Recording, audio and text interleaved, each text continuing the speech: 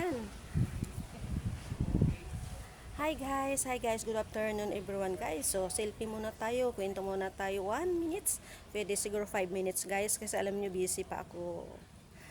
Yan, so napangin mo lang muna ako dito sa labas, kahit 5 minutes lang, saglit lang. Yan, so guys, alam nyo kung bakit. Pinaiksian ko yung aking buhok, alam mo kung bakit, kailan ko ito pinagupit. Araw ng Sabado. Yes? Wala pa, guard wala. Bakit? Bakit ba walang kuryente guard? Wala kayo kurente? Brownout niya? Oh.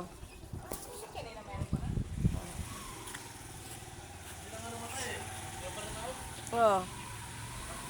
Hi guys, alam nyo, sorry guys kasi may kausap ako, so pumunta dito yung guard o nagrobing-robing. Wala pa. Ngayon lang. Oh, yung paglabas ko. Alam nyo guys kung bakit, kailan ko tipa nagupit yung aking buhok. Yan, so araw ng Sabado.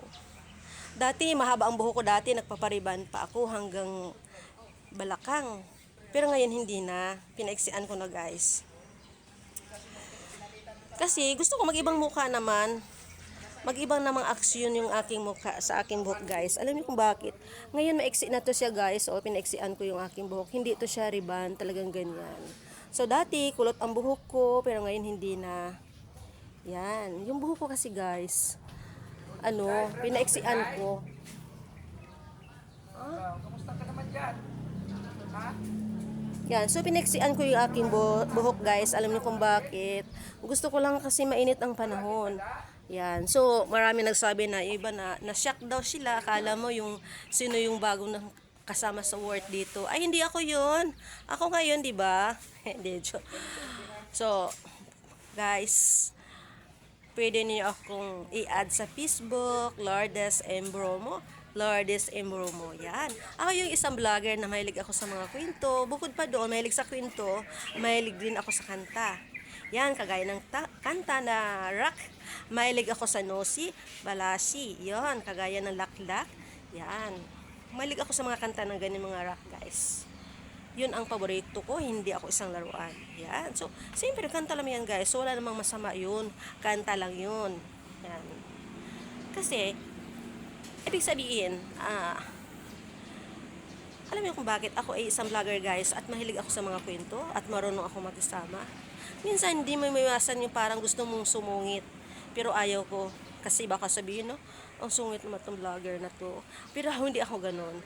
Marunong ako magmahal, marunong ako makisama, marunong ako makisama sa work at marunong ako makambaba. Kahit anong sinasabi sa akin, so tinanggap ko ang lahat yan. So maraming salamat guys. Thank you so much. Thank you, idol. Thank you, Andy. Thank you. Thank you so much. Thank you, yan. So maraming salamat sa lahat guys. Welcome to my vlog guys. So very enjoy and ano lang, yung baga, sabihin lang natin, masaya pag minsan, pag mayroon time, okay? Maraming salamat Toto Idol. So, yun ang masarap makisama, makitanding dito sa TikTok. Yun ang hindi mayain. Yun ang gusto ko bilang kaibigan. Pero wala tayong magawa pag ang tao na ayaw magkatanding sa TikTok. So, mayayain sila. So, wala nga tayong magawa.